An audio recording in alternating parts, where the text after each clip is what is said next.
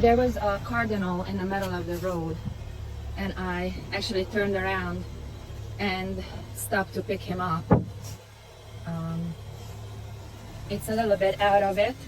I'm sure that while he was flying, he hit a car and ended up in the middle of the road. So I'm trying to give him water. He's not taking it. I'm sure that he is a little bit in shock. So there's like a safe area here, but I'm gonna just put him down and hopefully he'll come to his senses in a half an hour or so.